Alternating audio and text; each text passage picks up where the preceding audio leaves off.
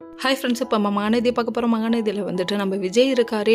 விழுந்து விழுந்து கண்டுபிடிச்சிட்டு ஒரு வழியாக வேலை முடிச்சிட்டோம்டா அப்பா ஆடான்னு வந்து வீட்டில் உட்கார. பாட்டி ஒரு பக்கம் காஃபி எடுத்துகிட்டு வரான்னு கேட்க, பாட்டி டயர்டாக இருக்குது பாட்டி, அவங்க மாமாவை கண்டுபிடிச்சிட்டேன், கையோட கூப்பிட்டு வந்துட்டேன்னு சொல்லிட்டாங்க. டே இடம் பாது இடம் பொருள் ஏவலேருந்து பேசுங்கடா அப்படிங்கிற மாதிரி ஆயிடுச்சு. பக்கத்தில் நின்று ஒட்டு கேட்ட நம்ம ராகினி, இருங்கடா வரேன் அப்படின்னு சொல்லிட்டு போய் வெண்ணிலாவை நிண்டி விட, வெண்ணிலா வந்து என்ன விஜய் என்னை பேச வைக்கிறியா, என் மாமாவை கண்டுபிடிச்சிட்டியா, நான் இங்கேருந்து போவேன் நீ நினைக்கிறியா, போக மாட்டேன், நீ என்ன பண்ணுவ அந்த மாதிரி சொல்ல ஆரம்பிச்சிருச்சுங்க. ஐயோ இவ டென்ஷன் ஏத்துறாடா, ரொம்ப டென்ஷன் ஏத்துறாடா அப்படின்னு சொல்லிட்டாங்க. அந்த டைம் பார்த்து எவ்வளவோ சொல்லி புரிய வைக்கிறாங்க. என்னோட பொண்டாட்டி காவேரி தான், புரிஞ்சுக்கோ புரிஞ்சுக்கோ புரிஞ்சுக்கோ அப்படின்னு சொல்கிறாங்க. நீ எத்தனை புரிஞ்சுக்கோ போட்டாலும் நான் புரிஞ்சுக்க மாட்டேன், நீ என்ன பண்ணுவ அப்படிங்கிறாங்க. அப்படியே டென்ஷன் ஆகுதுல இதெல்லாம் பார்க்கும்போது. பேசிகிட்டே இருக்கும்போது கோக்கோன்னு கத்த ஆரம்பிச்சிருச்சு.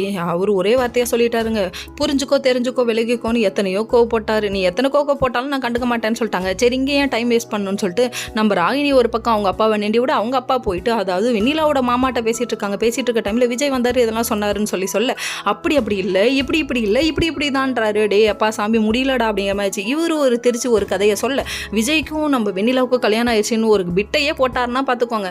அதுக்கப்புறம் இவங்க ரெண்டு பேர் சேர்ந்து அதோ மீடியா பீப்புளை வந்து மீட் பண்ணி எல்லாத்தையும் சொல்கிறாங்களாமா. இதே ப்ரெஷர்லாம் கூப்பிட்டு வந்து வச்சு பஞ்சாயத்தாடா பண்ணுறீங்க அப்படிங்கிற மாதிரி ஆயிடுச்சு. இதை தெரிஞ்சுக்கிட்ட நம்ம குமரன் காவேரிக்கு ஃபோன் அடிச்சு முதல்ல போய் பாருங்கிறாங்க.